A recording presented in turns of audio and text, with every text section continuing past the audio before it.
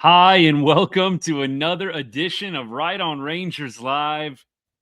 And we just picked the worst time to come on, didn't we? Right after that Cal Raleigh 2-run bomb to put the Mariners up 5-3 in the bottom of the eighth. You can't always get the timing right, can you? You just can't always get it perfect. Looked like the Rangers were in business there in the top of the eighth. If you've been listening to me long enough, the two runs that were just scored directly, in my opinion, related to the fact that the Rangers get a leadoff double in the top of the eighth and do absolutely nothing with it. 2-out double in the top of the eighth. Excuse me, no out double in the top of the eighth. And you do absolutely nothing with it. It's like only fair that you get waxed for 2 runs in the bottom half when you can't score a runner from second base and you've got no outs. I'm a little bit despondent at times of what to say with the Rangers' inability to play small ball. It's always got to be the big hit that gets Texas going. And, perfect example is the Cubs game, the getaway game. You've got multiple home runs by Corey Seager in the game. You got home runs from Jonah Heim. It really is boom or bust for the Rangers bats at times. It's like they're either getting a huge hit or they are just not doing the most simplest of things offensively right. And you've got a runner on second with no outs. You have got to go up 4-3. Dolly hits the 2-out double. Or excuse me, I keep saying 2-out, y'all. It's late, long day. Dolly hits the no-out double. You have got to get him over to third base, Jock Peterson. And then you have got to get that runner in with 1 out and a runner on third. No excuse for the Rangers not scoring in that top of the eighth inning. And it only makes sense that the Mariners go up as a result. You could only do that for so long against quality competition. And I consider the Mariners, regardless of the record, to be a quality opponent. You can only get away with doing stuff like this so long. Look, I appreciate Daddy Don. What's good? Look, my question exactly. How much longer are you going to hit Jock Peterson top 5 in this lineup? I said it a couple of nights ago. I'm not saying that you've got to bench him entirely. I know some Rangers fans would love to see that. But honestly, why are you still hitting Jock top 5 right now? I mean, he looks lost at times up there at the plate. Jock, you had a perfect opportunity. Runner on second, no out. Hit me that hard fly ball out to right field. Dude, that's all you got to do. You don't even have to get a hit. Just give me a deep fly ball to right to advance Dolly to third. By the way, we're heading to the top of the ninth. Chris Martin just got out of it, so Rangers will have their last chances. But, Brad, I'm with you. Jock is killing us in the middle of this order. Look, I love the Josh Smith bump up to third, and I don't really know what other option there was, if I'm being completely honest. Like, what other option did you have for the 3-hole besides Josh Smith? I mean, it was staring you right in the face, but I'm pumped that Josh Smith is in that spot, and he's rewarded Bruce Bochy tonight. Josh Smith with a great ball game so far, a couple of hits for him. 2 for 4 tonight.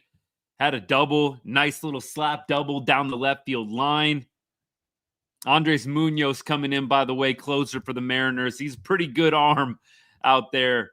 I feel like the Rangers are going to have to dig deep for this one. Jonah Heim, Kevin Pillar, if Marcus Semien, if anybody gets on, and hopefully they do, Corey Seager coming up next. We'll give you the play-by-play. I know I've been giving mostly commentary so far on what's transpired in the game, but I'm going to go a little play-by-play mode here in a little bit, give y'all the audio on that. Most of y'all, I'm sure, probably have the game on in the background on the TV. Thanks for coming to hang out. We'll get to all y'all's comments and questions. I'll do my best to be checking. Haven't said what's up to YouTube yet. Yeah, definitely agree, John. I feel like Hobie Milner was cruising. I know that Chris Martin is the natural guy out there. Milner was cruising tonight. Yeah, Martin, very uncharacteristic. I mean, the cutter that he left over the plate was absolutely mashed by Cal Raleigh. Oh, my goodness. Austin, I'm with you, man. We have got to get runs in situations like the top of the eighth inning. 100%. And John, don't even get me started on the top of the first inning with the bases loaded. Rangers have just wasted too many opportunities tonight, y'all. Way too many opportunities. Jonah Heim up right now. I may be a little bit behind, y'all. I got the game on the iPad here in front of me. I'll turn up the volume a little bit on it. Might be a little bit behind, y'all, but we'll hang out. Jonah Heim, 1-0 count right now. Let's see if Heim can get on for us. Strike zone has been not great tonight, and those that have watched me for a little while, y'all know I don't complain and whine about the strike zone every show. Tonight, I feel like the strike zone has been exceptionally bad. Like, I've seen a lot of paint get called balls.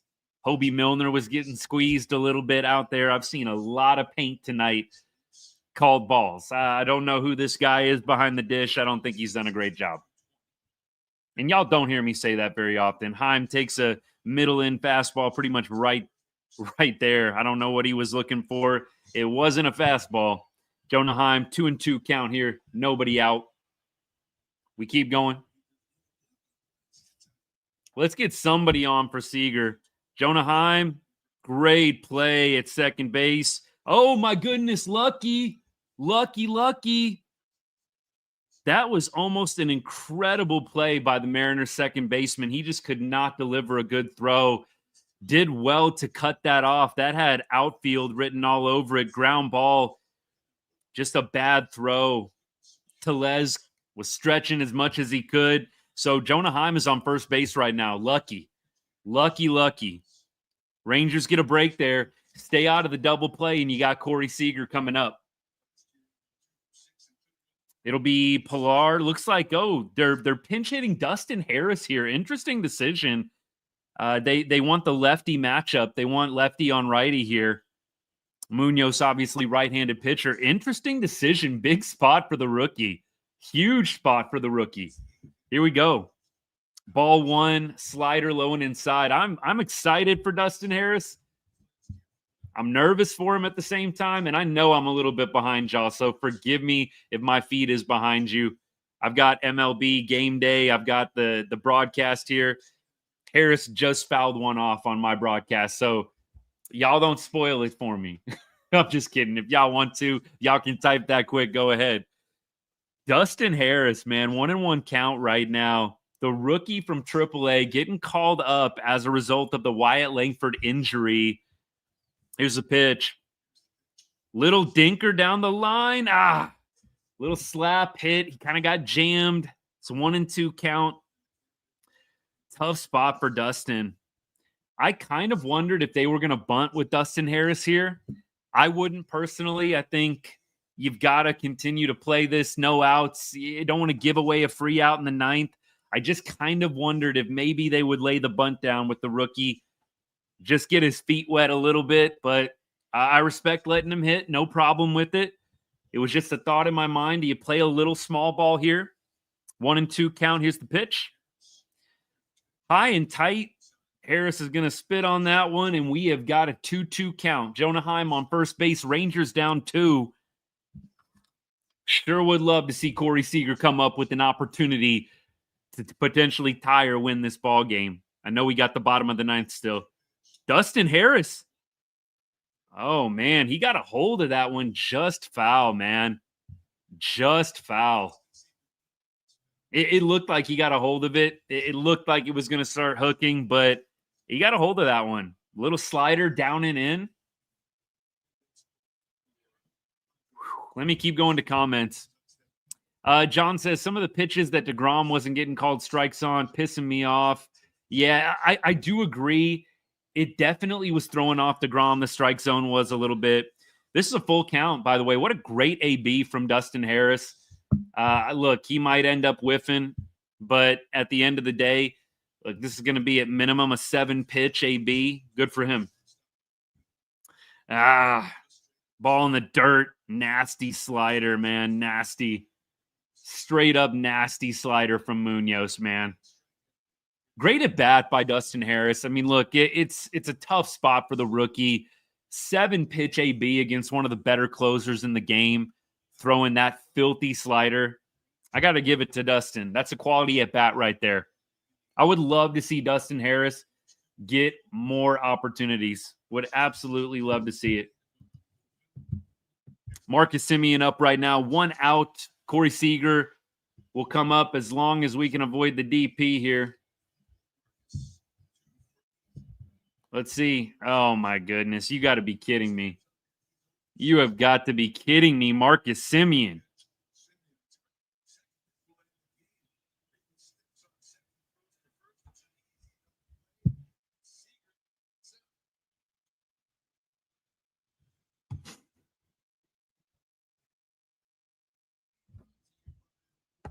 All right.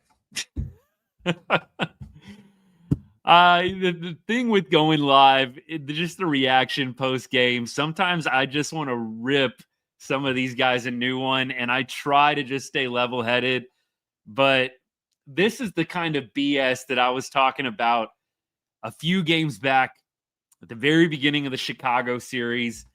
The bats, man, it just kills me. The bats and where we're at right now, doing this same crap from 2024. It's frustrating. It is frustrating to watch the bats do this. And look, the pitching wasn't great tonight. It could have been better. 5 runs, though. I mean, you give up 5 runs. For me, that's not a bad night for the pitching staff. You can't expect the pitching staff to give up 3 runs every night. 5, you keep in the club in the game. Look, Martin giving up the 2-run bomb is not ideal. He's definitely going to take a fair share of the blame, and rightfully so. You give up a 2-run bomb on a meatball cutter over the plate. But the Rangers wasted so many opportunities today, and it is criminal that Marcus Semien did that to end the game. Criminal that Simi grounds into a double play and doesn't allow Corey Seager to come up with the chance to tie it. I've said it a lot, y'all, and I don't think at this point it's a reaction. And there's actually a really interesting stat that I heard on the radio broadcast tonight. Corey Seager, it's either 2 or 3. Corey Seager has 2 or 3 plate appearances this entire season with runners in scoring position. And they were trying to be nice on the broadcast, but we know why Corey Seager only has 2 or 3, whatever it is, plate appearances with runners in scoring position. It's Marcus Semien. The dude does not get on base.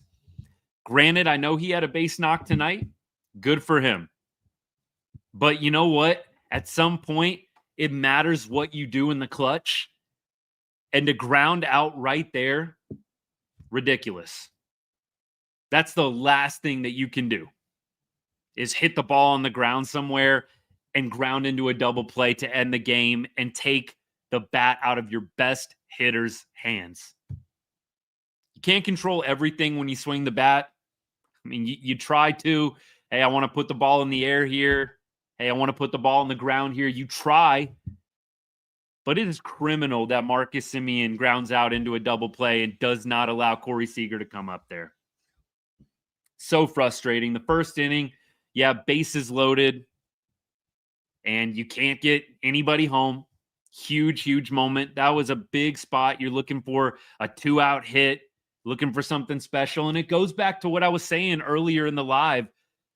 The Rangers are boom or bust with the bats. You're either going to get a couple bombs from them, and they're going to end up winning the ball game.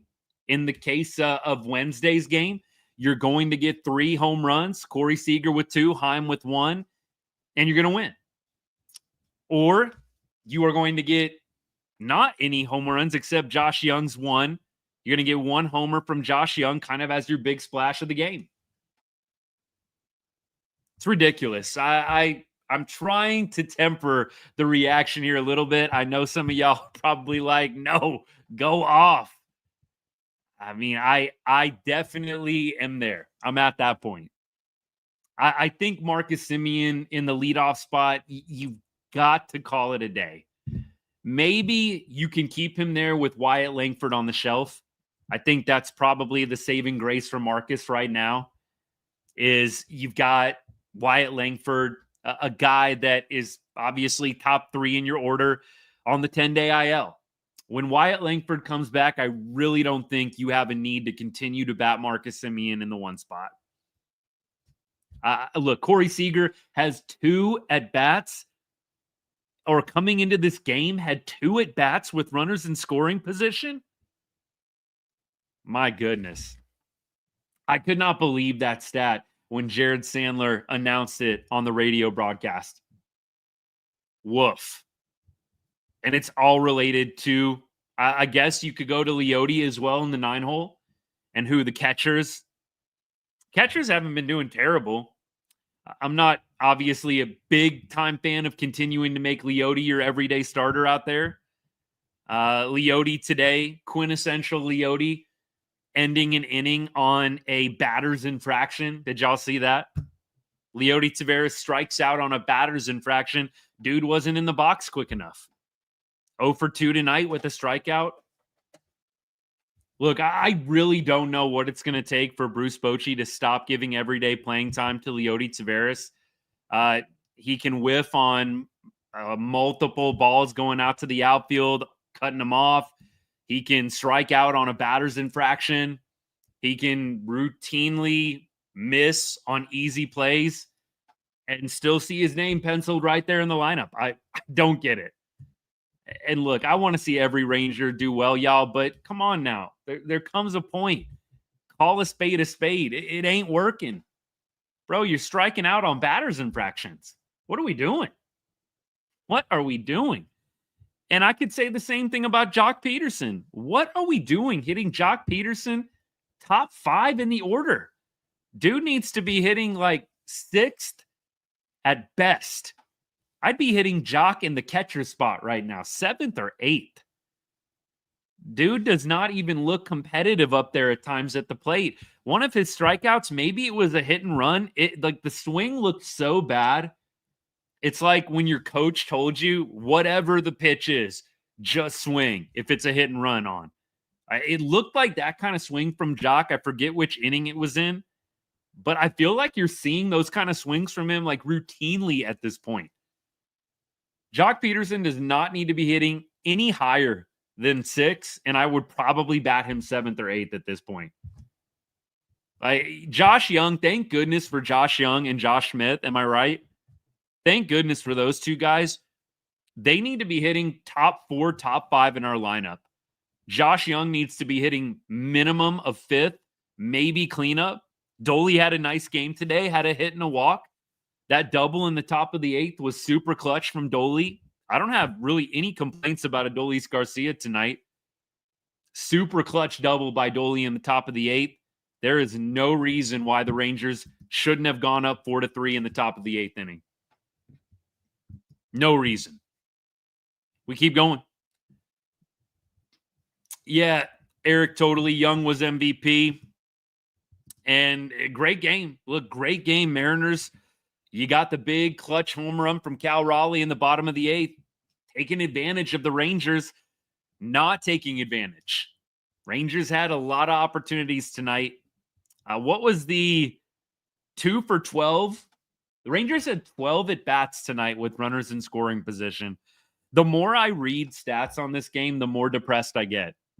Like 12 ABs with runners in scoring position tonight for Texas. And you scored 3 runs. It's depressing, y'all. Depressing.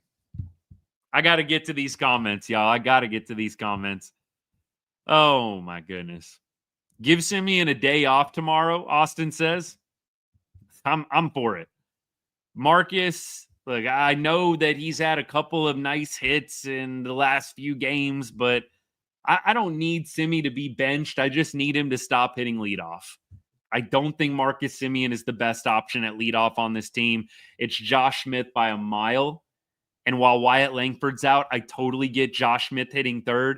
But when Wyatt Langford returns, the best leadoff option is Josh Smith by a freaking country mile. I don't even know why it's still a debate. It's got to be ego. Marcus Semien, I know, obviously a really well-respected vet, very well-respected in the clubhouse. You did it last year. You moved Semi down last year. Do it again. Do it again. I really don't want to see Marcus in the 3-hole like he was last year when they moved him out of the leadoff spot. Like, Marcus needs to be hitting 5th or 6th at this point. And that might be generous. Like, Marcus needs to be towards the bottom. I mean, it needs to be a 5 or a 6 spot for Simi. But Boch probably is going to put him at 3. Hard Chuck, I just saw that comment. Boch is probably going to, if he does drop him, he is probably going to drop him to 3. I wouldn't be doing that. I would be Wyatt Langford, probably 2. Seager, I'd probably move back to 3. Corey Seager needs opportunities with runners in scoring position, man. The 2 spot, I know it's a little bit of an anomaly because there are a lot of other 2-hole hitters in the league right now who have had a lot of opportunities with runners on base and runners in scoring position. So Corey Seager, maybe the 2 spot's mine for him. I'd much rather have Wyatt Langford and Josh Smith hitting in front of him. And then you're going to have more opportunities just because you've got 2 of your best hitters hitting in front of him. Then you can have Josh Jung or Doley clean up, protect Corey Seager. I would have Josh Jung, Doley combo 4-5. Simi 6, probably Jock Peterson 7th, maybe 8th. Jonah Heim mixed in there. And then you've got your center fielder. Leote, I guess, Kevin Pillar. That's exactly what I'd be doing at this point. Division's wide open. We've said that. There's a lot of quality teams in the AL West. The AL West definitely got dumped on a little bit last year. I think the AL West is a little bit better than what people give it credit for. I still think the Rangers are going to be fine in the AL West. This offense does concern me. We're obviously only a couple of weeks in, but it's concerning. The spring training was not awesome for some of these guys. It could be one thing if Marcus Semien crushed it in spring training. Was just having a rough couple of weeks. Marcus Semien didn't have a good spring training. Neither did Corey Seager. Neither did a lot of Rangers players. Like, the guys that had good spring trainings were like AA and AAA dudes. That's why it concerns me. It's like, it hasn't just been 2 weeks. With some of these guys, it's literally been a month of spring training not hitting well. And now you're going 2 weeks into the season, and here you are. So for everybody saying it's early, it's only 14 games, kind of. But a lot of these guys had a full month from late February to late March not hitting well. And I get it. Some people don't really give any credibility to spring training, but I'm not there. You have a whole month where you're struggling in spring training, going up against minor league dudes, and then you come to the big league level. You do this to start the year. It's not a shock to me, and it makes it all the more concerning. Let me keep going here. Appreciate all y'all's comments. Yeah, absolutely. Eric, appreciate you bringing it up again. The Leote batters infraction. Sorry, forgot the name just because of how ridiculous it was. Leote striking out on a batter's infraction. Dude, it's little things. It's little things. I could absolutely 100% put up with Leote a lot more if the little things were done right with him, and they're just not. Knowing where to throw the baseball. That's what you teach like your elementary school ball players, where to throw the ball in given situations. That was on full display in that Cubs game on Tuesday night. Catching routine fly balls, like little things. All right, we keep going. Appreciate all y'all hanging out. All right, let me get to TikTok. Y'all been waiting patiently. Let me get to all y'all. Thanks for hanging out. I appreciate everybody. I know I got a lot of new people coming in. Man, do I appreciate all the follows. Thank you so much. Thank you to the people that have followed on the show so far. Appreciate all the shares, too. I see a couple people have shared the live. Hey, you know a diehard Rangers fan that needs a therapy session right now after that game, send them my way. Share this live with them. Jock Peterson, eat too many Whataburgers. Jock is not the most in shape looking dude. I mean, look, dude can hit the baseball quite far if he actually connects with it. And was like, a wide receiver 1 with Devontae Adams. Yeah, y'all saw that? I know y'all seen that story, how Jock Peterson and Devontae Adams were 1-2 wide receivers in high school on the same team. No joke. So Jock's got an athlete in there. But right now, yes, it would appear that the Whataburgers are holding him down a little bit. Yeah, 089 ain't doing it. 089 ain't doing it right now. When will we fix this bullpen? I don't know if the bullpen needs to be fixed. Like, Chris Martin is fine. Chris Martin was a good acquisition. Like, you threw your best tonight with the bullpen. I mean, Chris Martin made one bad pitch. The ERA is at 2.25. Anybody saying fix the bullpen, I get you're frustrated about Chris Martin, but the bullpen wasn't the problem tonight. Chris Martin has been excellent.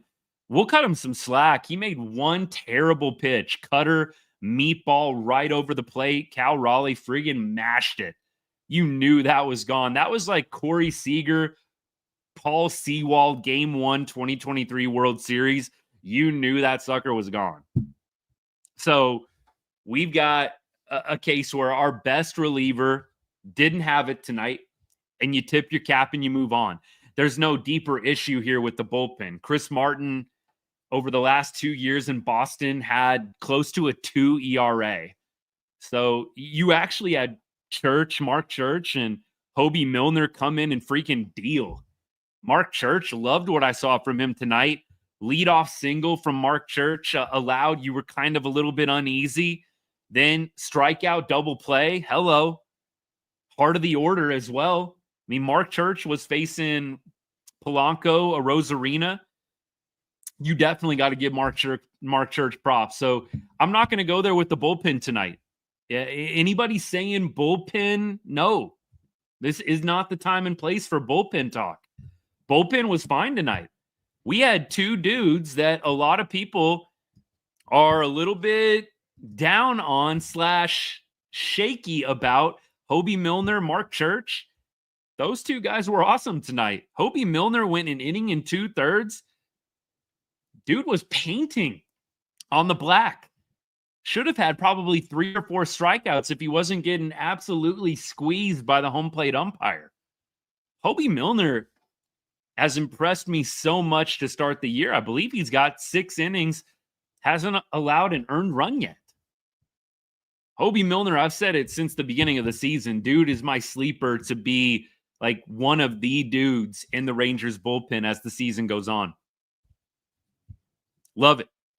Love what I saw from those two guys. Tonight is not the bullpen night. Tonight is the offense. Tonight is straight up. You had 12 opportunities, y'all.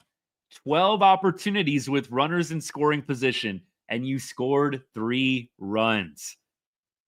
Don't come at me with bullpen tonight. Come on now. Don't come at me with the bullpen. I'm not saying a lot of y'all are, but I know a few people are going to go to it. It's low-hanging fruit. Stop. It's the offense tonight. This team would be even worse without Jung and Smith. Love those guys. Milner has been great. Amen, Gary. Appreciate the comment. Let me keep going. I'm catching up. He's going for the Angel Hernandez Legend Award. The home plate umpire was definitely going for Angel Hernandez status tonight. Oof. We keep going. Time is our speedster. Man, it would have been nice if we could have gotten the wheels going on Jonah Heim. Interesting decision there. So let's think about this. On the bench, you had Ezekiel Duran. He got recalled, huh? I must have missed that, which is totally unlike me. I did not realize Ezekiel Duran got recalled. Eric, by the way, we'll see you later, man. I saw your comment on YouTube. We'll see you later. Stop by another time. Maybe after tomorrow when the Rangers win one. I didn't realize Zeke Duran got recalled, though. It's kind of interesting they didn't put Zeke Duran in for Jonah Heim to run in that spot. I mean, I'm looking at the box score on MLB. It shows Zeke Duran on the bench. Like I said, I missed that announcement, but it is a little curious why they didn't bring in Zeke Duran to pinch run. you've got to think Zeke Duran a little bit more wheels than Jonah Heim. Yeah, loved what I saw from Harris. Harris, I think I wish they would give Dustin Harris an extended look. With how bad Leote's been, there is no reason to not give Dustin Harris an extended look. Caroline, what's good? You be at the game on Tuesday. Sweet. Enjoy. Jealous. Mavs won. At least the Mavs won tonight. And I must say, I know that I've got some people that have followed over the last couple of years for Mavs content. And during baseball season, it's hard. I'm doing so many different things in the spring around this time. Other things, other plates I've got spinning. So I mostly try and lock in on baseball content. But y'all know I love pretty much every DFW sports team.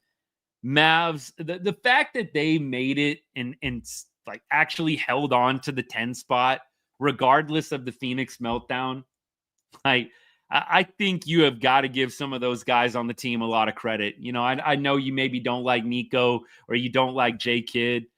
Give the Mavs a lot of credit, the players on that squad, for actually holding on to the 10 spot and making the play in. I mean, they looked dead in the water after the Kyrie injury. AD was still out. Gafford, Lively, all those dudes were hurt. And they kept it above water. So I'm not going to get too much into Mavs tonight, but I will say I'm impressed that they at least made the play in, considering the year that they've had. And it's not been a super fun one, but got to appreciate the effort that those guys put in. Zach, offense is a joke. Agree. Strike zone was terrible tonight, Brad. Absolutely. Yeah, I don't feel like Simi is the only problem, but he's definitely one of the problems right now. Marcus Semien is not the only problem in this lineup, but he definitely one of them.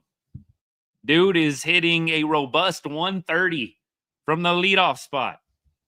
Not good. Not good.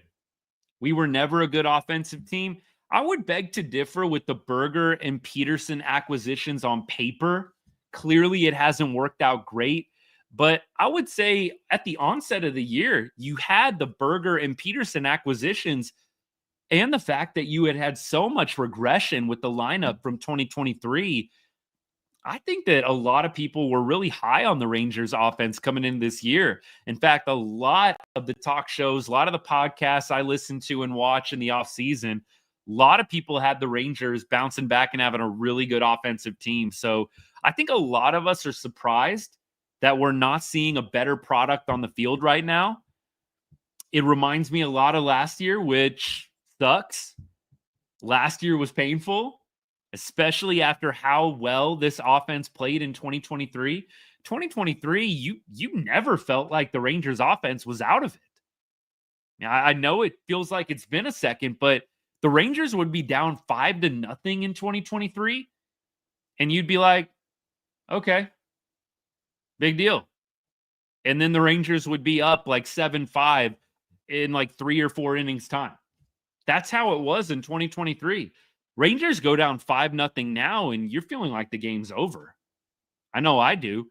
When the Mariners went up 5-3 tonight, I did not have much confidence we were going to tie the ball game, and I don't like feeling that way, but when you've got bottom of the order plus Marcus Semien, and you've got to say a prayer that Corey Seager is going to make it up in the 4-hole coming into that 9th inning,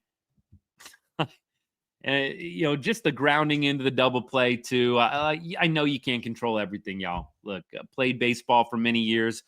Not that my baseball experience is at the professional level by any means, but any of us who play the game know you can't control where the ball goes all the time when you swing in the bat.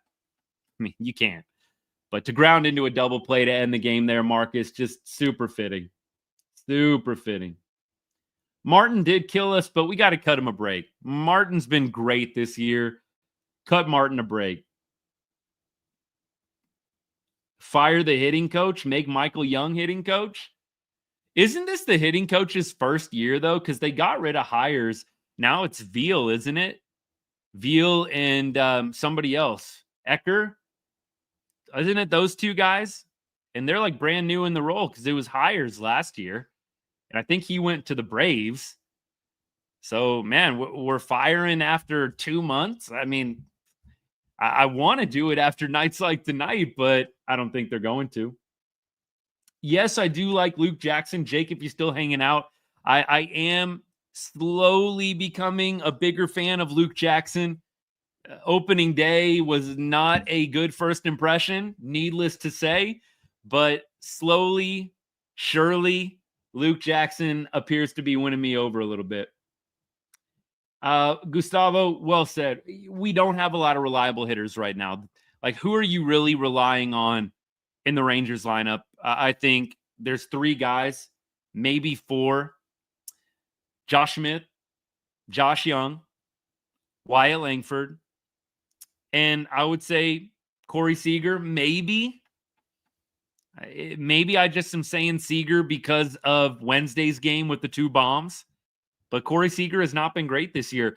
You might sub out Corey Seager for Jonah Heim at this point. I mean, Jonah Heim's hitting 303, had another hit tonight. And Jonah Heim's hit was in a clutch moment. And I know he got a little bit of help with the error, but it was in a clutch moment. Yeah, it's top of the 9th inning. You got to get runners on. Jonah Heim did his job.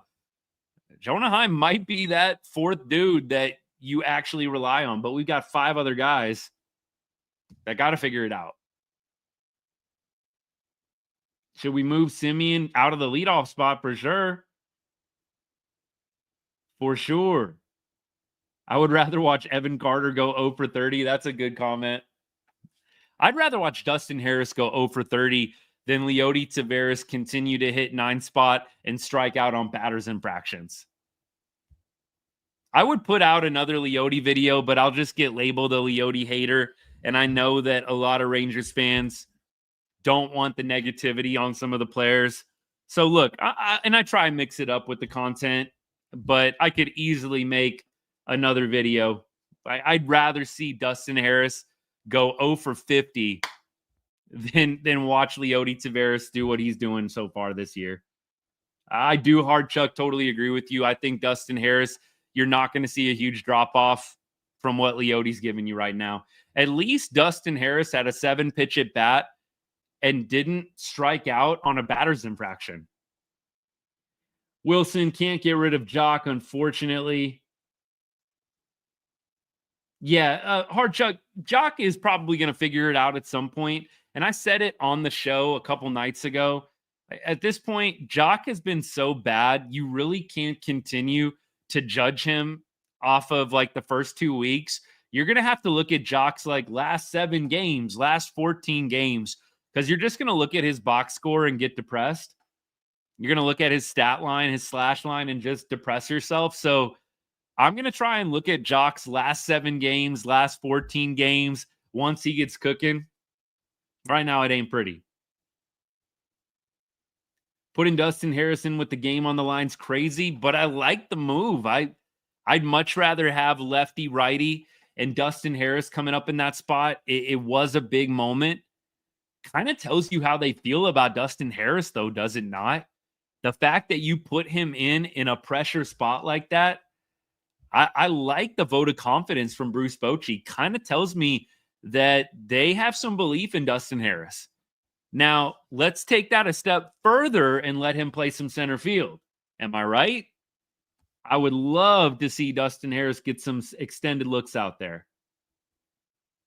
Adolis did have a good game. No hate for Adolis. No criticism for Adolis tonight. He had a great game. Clutch, leadoff double in the top of the 8th. No idea why we didn't score. deGrom looked off again. Yeah, he did look off again, but y'all got to remember, deGrom is an elite cerebral pitcher. Dude's not just a thrower out there. deGrom is a pitcher. And I know that sounds stupid to say, but I think y'all know what I mean. The real ones know. There are a lot of throwers that are out there on the mound. They just throw it as freaking hard as they can. That's not Jacob deGrom. Jacob deGrom is cerebral. He's got an outstanding repertoire of off-speed pitches.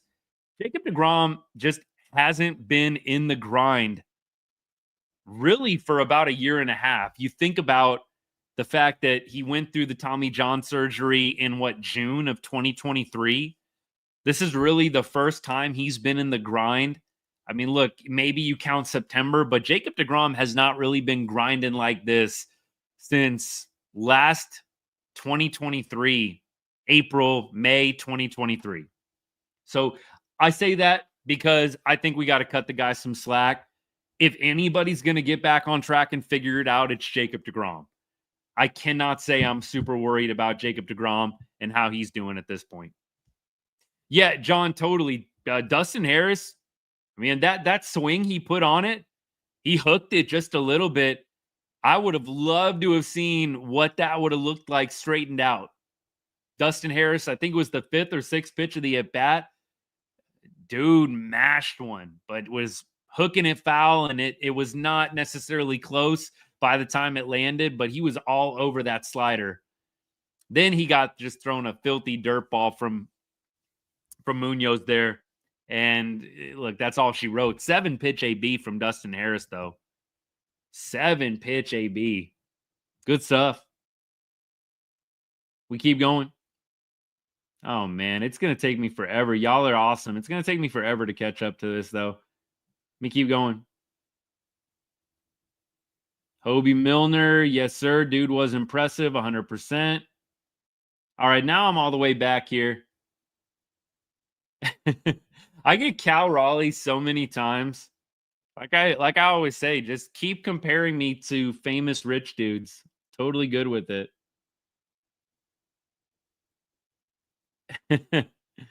We're talking about Altuve in left field now. Look, yeah, I can't say that Altuve in left is looking like an awesome move right now, but give him time. AL West standings by the end of the year without being biased. I've said Rangers, Astros, Mariners. I think 1, 2, 3, it goes that way. But I mean, that's just me trying to be unbiased. I think you've got a number of different reasons why the Rangers are going to come out on top in that division. I don't know if we're going to be able to agree 2 weeks into the season, but that's what I've said pretty consistently throughout the entire offseason. We keep going. Walcott, our new DH, he's on fire. He has been having a couple of nice games down there in Double-A for sure. Brash coming back to the Mariners bullpen will definitely be a boost. I don't trust the Mariners offense. For any of my Mariners fans hanging out, I don't trust the offense. So we'll see what happens. They're having a decent run right now, but I don't trust the Mariners offense. They were one of the worst in the league last year. Got a pretty good pitching staff. Definitely respect the pitching staff. But I don't trust the offense. We'll see how they hold up. Rangers don't have a whole lot better going for them at this point. Berger has not been great, but he was, 1 for 4 tonight, had a couple of strikeouts. Yeah, Berger hasn't been great. 2 for 12 with runners in scoring position. 1 for 3 with runners in scoring position for Seattle. Big game, James. What's good? Look, to me, that tells you that the Rangers obviously have the ability to get on base. It's just the clutch hitting. Mariners with only 3 opportunities with runners in scoring position kind of tells you what I'm talking about. You only get 3 opportunities with runners in scoring position on a night when Jacob deGrom is off. You're facing essentially a minor leaguer in Mark Church and Hobie Milner, who was not great last year. I mean, look, I don't trust the Mariners offense right now, but I do think the pitching staff is legit 100%. Yeah, Gary Carter's not going to be a whole lot worse than Tavares at this point. Absolutely not. John, I literally have no answers for our offense. They just got to move guys around. I think that is the answer. Are they going to do it? Probably not. But I do think that the obvious answer is you need a shakeup. Move some dudes around. Josh Smith happened to move into the 3-hole kind of by necessity. You've got to move some guys around. Make something happen by adjusting the order. I don't know if Bruce Bochy's going to do it, but I sure would love to see it. And I sure would love to see Harris in center field tomorrow. Please. All right. Hey, if y'all got a comment that you want me to get to, I'm going to try and start from the end here. So y'all hit me up. And YouTube, I'll try and keep on checking on all y'all as well. Did Burger start the same way last year? Natalie, I don't know if Burger started the same way last year. Don't know. I agree, Austin, with you. I would love to see some of the new guys play well. It's just not happening. deGrom was worth the money. 100% deGrom worth the money, in my opinion. I think to say that after 3 games from deGrom, super low-hanging fruit. You do you. But I think deGrom is going to have a great year. deGrom is not up there just throwing as hard as he can and getting swings and misses because he throws 100 miles an hour, which he does. But deGrom's going to be fine. I'm not worried about Jacob deGrom after 3 games.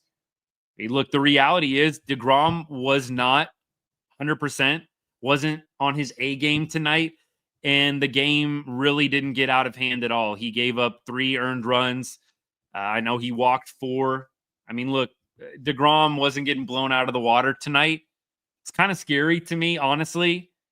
Like, he still had the Rangers in the game, and he wasn't even at his best. Josh Smith, obvious leadoff for sure. I do think Kumar Rocker can come out and have a nice game. Didn't Kumar Rocker face Seattle last year? What was that game like? Let me go to Kumar Rocker game log from last year. I'm pretty sure Kumar Rocker faced Seattle last year. So I'd actually love to see what that stat line looked like. So y'all hang on one sec. So 2024, yeah, Kumar Rocker dominated Seattle. That was his major league debut. Kumar Rocker dominated Seattle. 4 innings pitched, 1 earned run, 7 strikeouts in 4 innings. So I would like to think Kumar Rocker comes out and has a nice game tomorrow. And there's a lot of the same hitters, but he struck out 7 of the 17 hitters that he faced. Is that good? You tell me. Kumar Rocker, I would say my bet, he's going to have a nice game tomorrow. Josh Jung should not be in the 6th hole ever. I totally agree, Peyton. Totally agree. Zach, Josh Smith is obvious leadoff guy, 100%. 100%. Yeah, home debut was Toronto, but yeah, he debuted against the Mariners, and that's when the hype train began, right? That is when the hype train began on Kumar Rocker, going 7 Ks and 17 batters. Look, it was never as good as that moving forward. Oakland roughed him up a little bit in one of the last starts he made. And then you also had a kind of a rough outing in Toronto, 4 walks. But that first start, that debut, dude was money. 4 innings, 1 earned run, 7 Ks. Hello. But I think that was what was so tough for Kumar Rocker, is he came out and just dominated Seattle like that. Dominated Seattle. And then everybody thought we were getting that every time out. And what you're seeing is Kumar Rocker with less than 10 major league starts. Got to take it a little easy on him. But I think Kumar is going to come out and have a nice game tomorrow. We keep going. Austin says, we can't complain about the umps because good teams play well when everything's going right for them. Great teams find ways around bad calls. I definitely don't think the umps cost this game. So don't get it twisted. And I don't complain about the umps very often, but I will say this. It was not a good zone tonight. I would love to see the scorecard, the ump scorecard. Would absolutely love to see it. It was not a good zone tonight. Absolutely not. His 1 run was on a ball that should have never been pitched after missed strike 3 call. Who are you talking about there, Matt? Sorry if I missed it. 1 run. Oh, JT home run. You're talking about the Rocker debut. That's right. I remember that. It should have been strike 3. It was missed, and then JT hit the homer. That's right. That's right.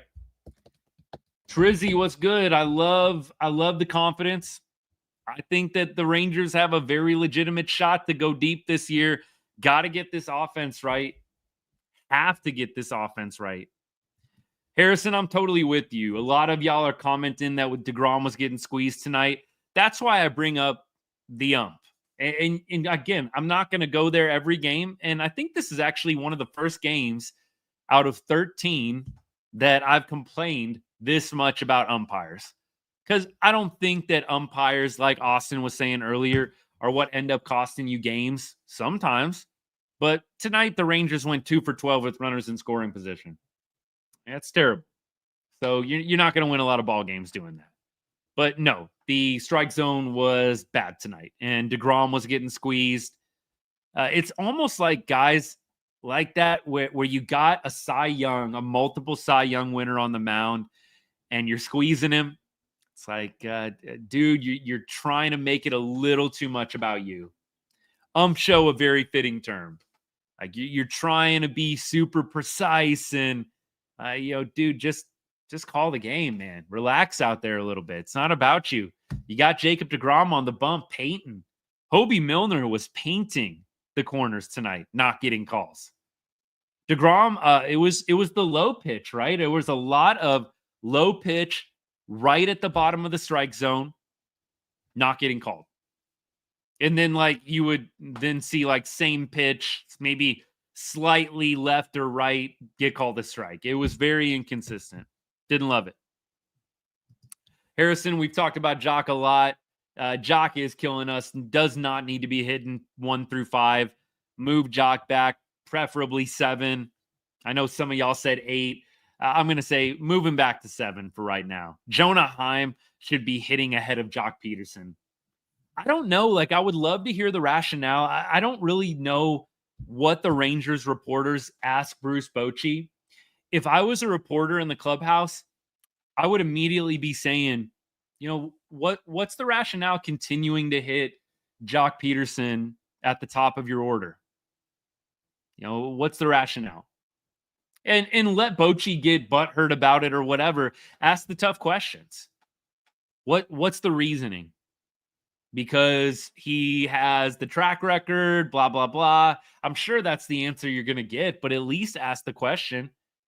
Any thought to moving Jock Peterson down in the order until he gets right? Ask a little leading question like that. I don't know. Maybe the reporters are asking and I just don't get in on them, but I wish that those pointed questions would get asked a little more. They do in the big markets like Philly, Boston, New York. I kind of appreciate it. Yeah, I think you're right on this, Harrison. I think it is kind of a matter of they're just trying to continue to trust, stick with the guys, not bust up anybody's confidence. It's the same thing with Marcus Semien. Same thing, right? That's why they're not moving Marcus Semien out of the top of the lineup. Don't want to hurt his feelings. They want to see him break out.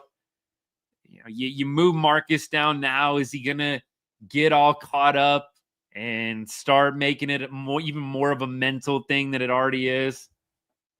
I don't know. Austin, appreciate the follow, by the way, man, if he's still hanging out. Appreciate that. Pitching is either A1 or kind of bad, not going to lie. Look, the one bad moment tonight was Chris Martin hanging the cutter over the middle of the plate. Otherwise, the pitching was actually really good tonight. Jacob deGrom did not have his A stuff, but kept the team in the game. Look, 4 innings, 3 runs is not awesome, but your team's in the game. You're not down 5-6 runs. This wasn't a 5-6 run meltdown from deGrom. And it's good that they pulled him. I don't think pushing him over 100 is the right thing in this kind of environment. But yeah, Jacob deGrom, for not having his A stuff, kept the team in the game tonight. Keep going. Appreciate all y'all. Appreciate it. Thank you for all the comments. Look, what haven't we covered yet? I got to go to the box score here. What haven't we talked about yet? Y'all let me know. I got to do a little verification here on TikTok. Which of these objects is common in classrooms? Come on. What are we doing here? I can't even see. I hate it when they do this to me. I'm going to complain about this every night, y'all. Just get used to it. Let me get it wrong. Oh, good. I just randomly guessed and got it right. Literally, after I go like an hour, TikTok always makes me do like this, are you a robot verification? Nothing's more frustrating in the middle of a live. Let me keep going. Bring Carter back. I think Carter hit a home run the other night. Did y'all see that? I think Carter hit a bomb and was like 102, 103 off the bat. So, hey, Evan Carter cooking. I think that Evan Carter will be back up at the start of the summer. I don't think they intend to keep him down there super long unless he is just really scuffling. But it was good to see Carter with the bomb. I think it was last night. I think it was last night on the off night for the Rangers. I think it was Thursday night. So good for Evan Carter. Good for him. But I do agree. We have a number of other options, I think, at this point that you've got to start considering over Leody Taveras and Kevin Pillar. Look, Kevin Pillar, not the worst option out there, but you've got Dustin Harris. You've got these young outfielders. Give them a shot. We've seen what Kevin Pillar and Leody can do. Give me Dustin Harris every day for a week and just let me see. Let me see what we got. That's what I would like to see the Rangers do here. Kurt, go Mariners. Hey, thanks for hanging out. Go Rangers. Hopefully tomorrow and Sunday, this will be a much different vibe on the live. That is my plan. Harrison, good point. I kind of made this up. Martin makes the rare mistake and really has been solid the entire year. So I would say nobody needs to be getting on Martin tonight or the bullpen. It's the offense that we got to focus on tonight, y'all. Matthew, appreciate the follow, man. Really appreciate that. Thank you, sir. Yeah, Rangers are a good team. Kerr, appreciate that. Mariners got a decent squad too. I think Mariners are a quality opponent. The offense, much like the Rangers, I think the Mariners and the Rangers feel eerily similar to me in where they're at. They're both, I think, very top heavy with the pitching. You've got guys at the beginning of the rotation, at the top of the rotation, studs, Gilbert, Evaldi. You've got deGrom, you've got Castillo, you've got a lot of comps and comparisons I think you can make between the two ball clubs. You've got some big names on offense, but it's still a little inconsistent. Like Mariners, the offense does not feel super consistent to me. Rangers, same thing. So I think the Mariners, Rangers have a lot more in common than we think. Austin, what about calling up players from AAA, light a fire under their butts? Yeah, I think that the only call-ups that you're really going to be making at this point, you made one with Dustin Harris. You potentially call up Evan Carter maybe in a month, beginning of the summer. Maybe you give him April and May in the minor leagues. I don't think there's a lot of other guys we really want to see, y'all. Like Osuna, I know Osuna had a big home run the other night down at AA. I don't think that you're jumping Osuna or Walcott right to the big leagues from AA. I know it's not unprecedented, but I just don't think the Rangers are going to do it. So there's really only Carter and Harris that were down there at AAA to start the year that I would want to see up at this point. If Evan Carter's hitting well and the offense continues to scuffle, I do think you got to get Evan Carter up with the big league club. But I'd love to see what Dustin Harris can do. Trevor Hauver is one I want to see. Yeah, it's not that there aren't some guys that have promise. I'm just going gut reaction. Do I think that you're going to have immediate success or not? And I really feel like the only guys I trust to come up from AAA and actually have immediate success, Dustin Harris and Evan Carter. Those are the only two guys. I mean, we're talking batters right now. I'm not even going to get into the bullpen arms down there and the pitching arms down there, but we're talking hitters. I just do not feel like anybody hitting-wise beyond Dustin Harris and Evan Carter is going to come up and make an impact.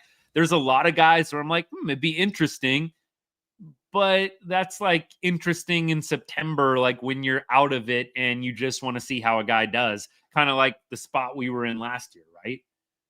I don't really want to waste ABs on guys that are a maybe. If you're going to give guys ABs, they got to be ready and they've got to be potential to contribute right away. I do think Dustin Harris is one of those guys. I love the AB. I see a couple of y'all complimenting the at-bat tonight. I couldn't agree more. I love the at-bat tonight. Pressure spot. Like, you can't discount or demean that. This was a pressure spot to bring in Dustin Harris, and you work a 7-pitch AB. And look, you were a little bit early on a slider that if you had waited on maybe like a millisecond, you might potentially be hooking into the foul pole for a game-tying home run or at least a double off the wall. So I'm very impressed with what I saw from Dustin Harris, and I would love for them to give him a shot. I don't know why they waited so dang long last year to call Dustin Harris up. At that point in September, it was like we're out of it. And we were still playing Leote every day. It's like, we've seen Leote. He's hit 215 the entire season. Can we bring up Dustin Harris and just see what he's got now that we're not going to be in the playoffs? Just don't get it. Don't get it at all. Keep going. Appreciate all y'all hanging out. Yeah, Braden, deGrom did struggle. Remember, deGrom has not been in a consistent rhythm really since like May of 2023. I mean, I know he had a little bit of September, but it was all these weird restrictions. I know he had an off season. deGrom's still ramping up. Give deGrom April and May. Like, give deGrom the grace of April and May. That would be my strong opinion here. If after April and May, dude is still scuffling, be worried. Let deGrom have a couple months. Give him 10 starts and then see if he doesn't start cooking after that. We're at start 3 right now. Give deGrom 10 starts. He might not even need that many. And I really do think you'll see him start cooking. He's still getting back into the rhythm, y'all. And like I said, ultimately ended up keeping this team in the ball game. 4 innings pitched, 3 earned runs, 2 homers. That's not ideal, but it wasn't 5-0, 6-0 when deGrom left the game. All right, y'all. Let's go box score, see if we got any other notables. Josh Jung, Josh Smith go multi-hit, combined 4 for 8 with 3 RBI on the night. Berger, Heim contribute hits as well. We had Garcia with that double. Marcus Semien had a nice line drive down the line. Unfortunately, gets marred by the game-ending double play, leaving Corey Seager in the on-deck circle. Not good. Not good. We already sung the praises of Mark Church and Hobie Milner. Thought they did an outstanding job coming in. Mark Church, look, it wasn't a lead. You were down by 2. Those are the kind of spots I want to see Mark Church thrive in. Hey, we need you to keep the game at 2 runs. We're down 2. Hold the lead. Start him there. There's still definitely some pressure involved, but it's not you're up 1 in the 8th. I don't want to see Mark Church in that role quite yet. Earn it in some of these lower leverage spots. And then slowly but surely, I think we can work him in. Mark Church is, I think, your archetype for a late inning dude.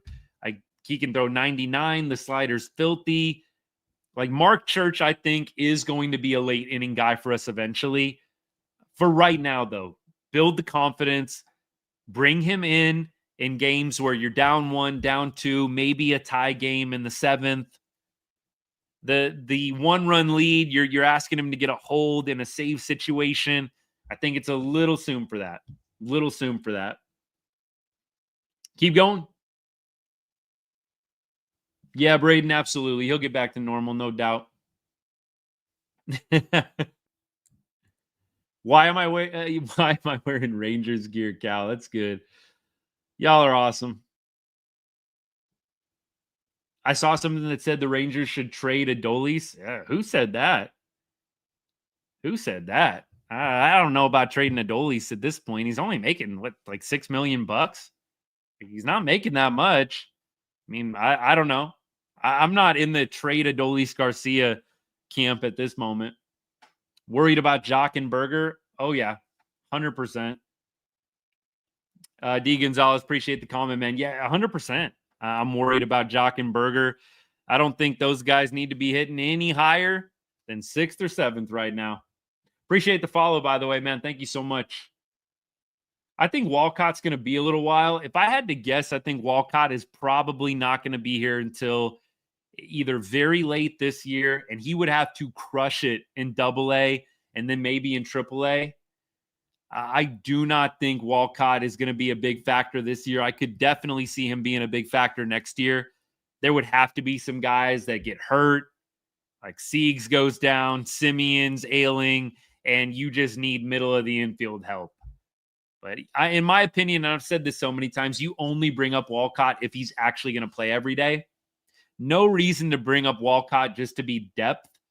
Like, Walcott is one of your top prospects. It's how I feel about Evan Carter. With your top prospects, play them every day if you're going to bring them up to the big leagues. Just see what they got. Doing the platoon thing, the depth thing, I'm just not a big fan of.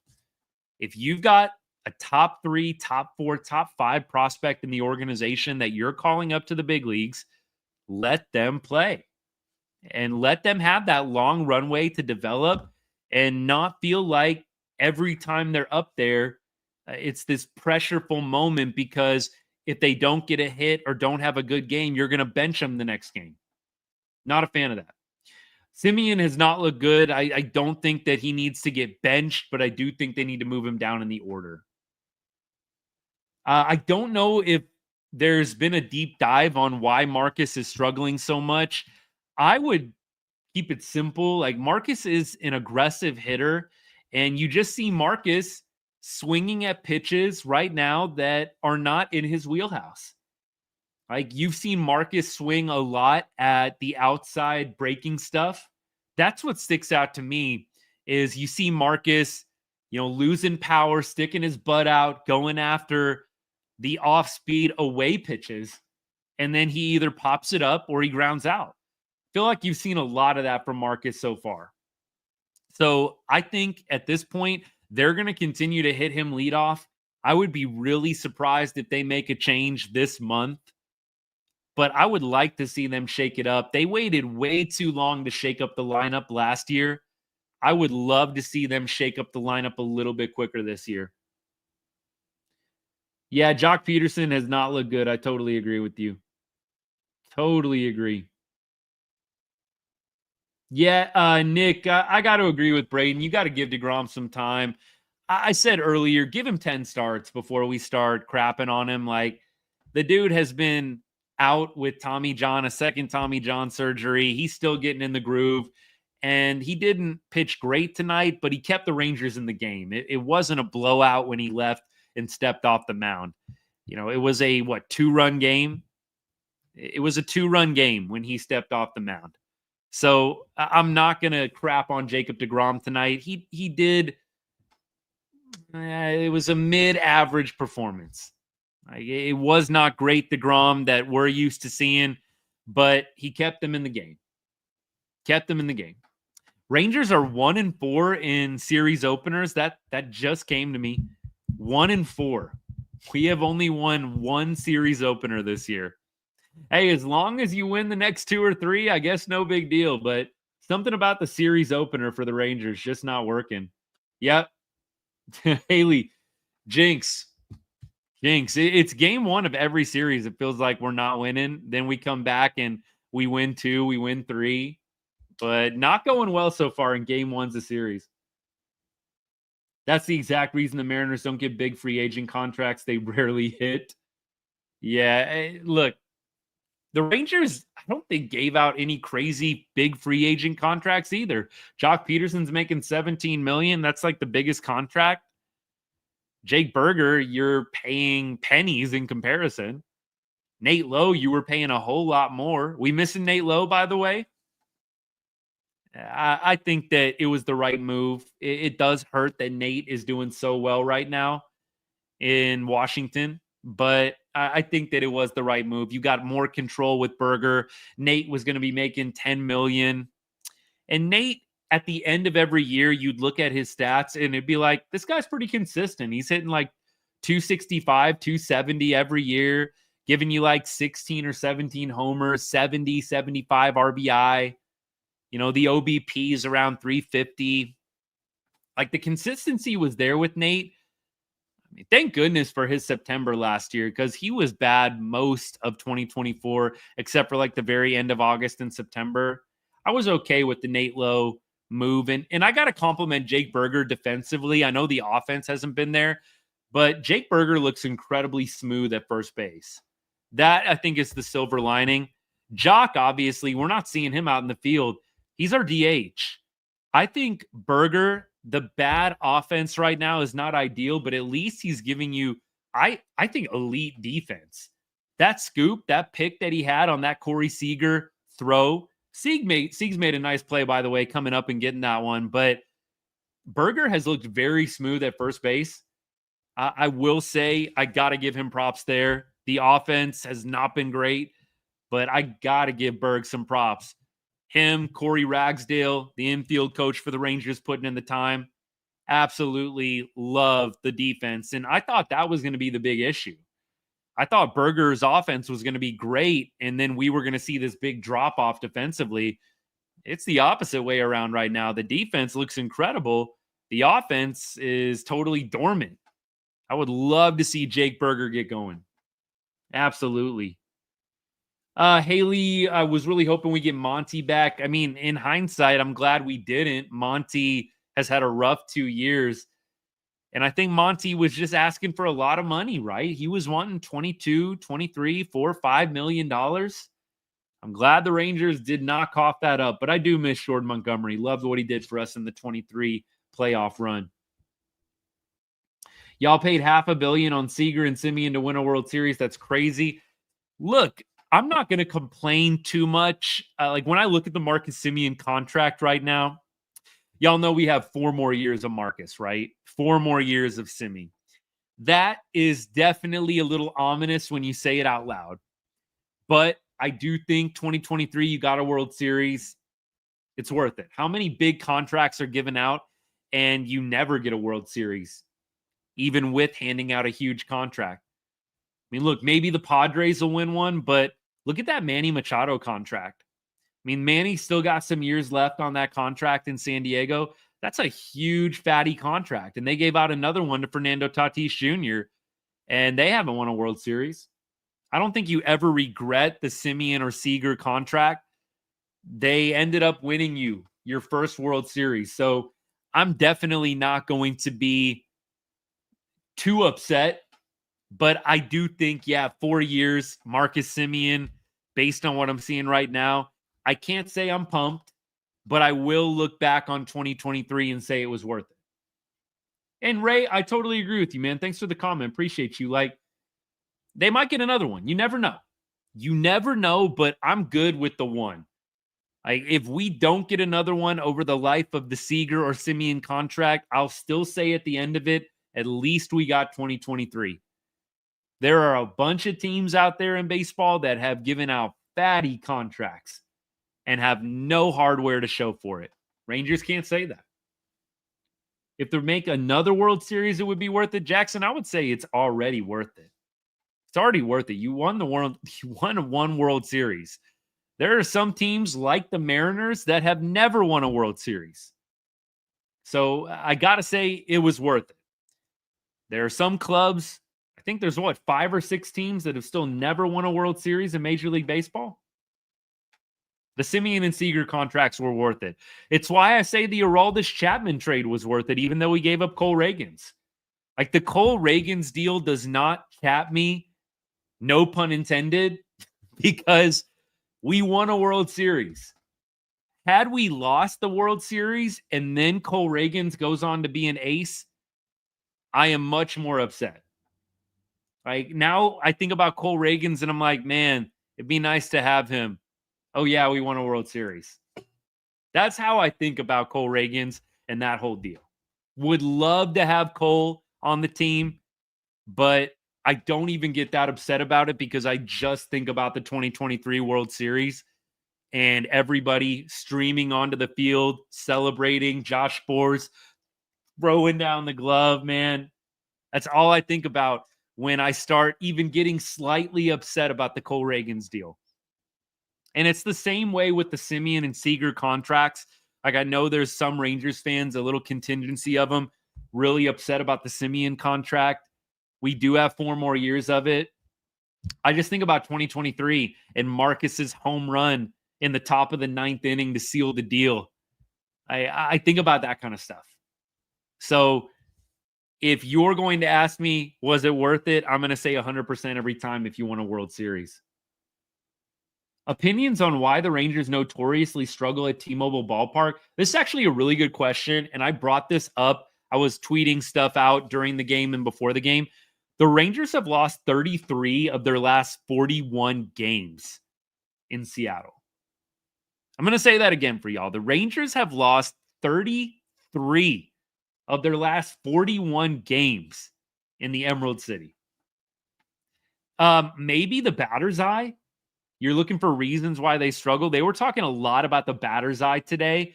The batter's eye is basically kind of at an angle, right? It's at, I'm going to get a little mathematical on you here. It's at like a 45-degree angle as you're staring at it. Like, it's not a straight, dead-on batter's eye. And I do think maybe that makes a difference. I don't know. But Seattle is just kind of a house of horrors for the Rangers. I feel the same way about when we went to Oakland. It never felt like, and it's never felt like, we go up to the Northwest and play good baseball. Like, I feel like every time we went to Oakland, we were dropping 3 out of 4, 2 out of 3. Y'all agree? I feel like every time we go to Seattle, we're losing 2 out of 3, 3 out of 4. I don't know what it is. Something about the Northwest. We just do not play well there. And we haven't played well there. Feels like for years. Maybe there was a point where we did have positive records when we go up to the Northwest. But I just prepare myself for a bit of a rough series. And I am ever so grateful when we win a series up in the Northwest. T-Mobile Ballpark, total house of horrors for the Rangers for whatever reason. Who knows? We keep going. When we stole A-Rod, that's when we started doing bad. Oh, A-Rod. Man, A-Rod, definitely one of my favorite Rangers. Then all the drama happened with the steroids and everything like that. Going to the Yankees. I still have a soft spot for A-Rod. Like, I was in high school when he signed, and I idolized Alex Rodriguez when he came to the Rangers, whenever that was, 01, 02. Idolized that dude. When he went to the Yankees and was asking out and then did the roids, soured me a little bit, but I've still got a little bit of a soft spot. I know some Rangers fans just hate A-Rod. I'm not there. It's really hard for me to hate former Rangers in general. I know that a lot of Rangers fans do not dig Alex Rodriguez, but I must admit, got a little soft spot for him. Sean, appreciate that, by the way. Appreciate that gift, man. Thanks so much. When's Carter coming back up? Probably May or June, if I had to guess. And if the offense keeps doing terrible, he might come up sooner than that. All right, y'all. Let's jump into tomorrow. And I got to get off the live. I have been going long tonight. Hour and 20 minutes. Woo! You know what's crazy? I could probably go another hour just hanging out, talking Rangers ball with y'all. Love doing this. But probably ought to try and get a few things done around the house this weekend. Oh, man. Plus, we'll be back probably tomorrow and Sunday anyways. You know, I say I'm not going to go live after every single game, but it's hard. I love Rangers baseball, die hard for a long, long time, and I love talking ball with all y'all. So let's see what we got for tomorrow, huh? Kumar Rocker had a great game against Seattle in his major league debut last year. We talked about Kumar Rocker a little bit already. Let me give you the numbers for each lineup against the probable starters. So you've got Rocker versus Wu. We've got, by the way, for the Mariners starter, Brian Wu, 1-0 with a 3.75 ERA, 2 starts. Look, the strikeout numbers are pretty high for him. He's got 11 strikeouts in 12 innings. Rangers against Wu, Berger 0 for 2. Duran 2 for 4. Don't know if we'll see Duran tomorrow. Doley 1 for 7 with a home run. Jonah Heim, 3 for 8, 2 RBI. Higgy, 0 for 4. Josh Jung, 1 for 6. Jock Peterson, 0 for 3. Don't like saying that, but Jock Peterson, 0 for 3. Kevin Pillar, 0 for 2. Doubt we'll see Pillar with a righty on the mound. Probably it'll be Leody Taveras. Maybe it'll be Dustin Harris. Corey Seager, dude, 3 for 4 with a home run and 5 RBI. Yes, sir. I'll take that. Marcus Semien, this is encouraging. Marcus Semien versus Brian Wu is 5 for 9 with a home run. Okay. Josh Smith, 1 for 3 with an RBI. And Leody Taveras, 2 for 6 with a home run. Okay, Leody. Okay. Let me keep going. We've got, by the way, on the other side, Kumar Rocker. Pretty much everybody with zeros except Julio Rodriguez, 1 for 2. Everybody else is 0 for. Rosarina, 0 for 2. Crawford, 0 for 2. Polanco, 0 for 2. Cal Raleigh, 0 for 1. Luke Rayleigh, 0 for 2. And then J-Rod, 1 for 2. That's it. A lot of zeros. Hopefully we'll see more of that tomorrow. I'm surprised to see Leody with these numbers too. Hopefully he has a great game tomorrow. Truth be told, I'd love to see Dustin Harris get some starts. What's up, Daniel, by the way? Yeah, Mariners have been playing okay. They had a nice little series against the Astros. Good game tonight. Rangers, Mariners just feel very similar to me right now. Natalie, I do agree with you. Berger is kind of a streaky guy at this point. Absolutely. All right, y'all. I am going to make sure that I get to these final comments, and then we're going to get out of here. By the way, I got a couple of co-host invites, y'all. No co-host. I don't really do that. So sorry to disappoint you. If you're looking for a co-hosting channel, I'm probably not your best bet. It just gets a little bit out of pocket sometimes with the co-hosting for me. I'd rather do this. So anyways, just so y'all know. But I appreciate the likes. I appreciate the comments. Thank you to everybody that followed while we were live today. It was awesome. What lineup would I roll out against Wu? I would probably keep Josh Smith right where he's at. I don't think with Wyatt Langford out, you can do a whole lot different, honestly, than what you're doing right now. I'd probably move Josh Jung up to 5th. I'd move Jock Peterson down to 6th or 7th. So not too many tweaks. When Wyatt Langford comes back, I would probably do some more dramatic changes. But right now, I'm not saying that I'm going to make any big shifts. I just don't know if the Rangers really have a lot of options. As long as the Trastros keep losing, it's always a great night. Did they lose tonight? Hey, that makes me feel a little better if that's the case. No, they didn't lose tonight. 14-3 over the Angels. I guess that might work out better because the Angels were hot on our tail. They're 8-5 now. We're 9-5. So good. We stay in first place. That's the positive, although I don't really love seeing the Astros win. All right, y'all. I got to get out of here. Appreciate all y'all hanging out. We'll probably be back either tomorrow or definitely on Sunday. If we're not live tomorrow, we'll absolutely be live on Sunday. Thank you so much for all the comments. Thanks for the sharing. All of y'all that followed for the first time, thank you so much. Appreciate the follow. And hey, like I said, like I always say, if you know someone that loves the Rangers, you know a diehard, please send them my way. Would love to keep growing this good group of people we got talking ball, talking Rangers baseball. Hopefully we'll be back tomorrow or Sunday under better circumstances. A Rangers win. That's the plan, at least. Kumar Rocker pitching tomorrow, hoping to give the Rangers a solid bounce back effort. We'll see how it goes. Hope y'all have a great weekend ahead if I don't see you. And as I always say to end every show, God bless and go.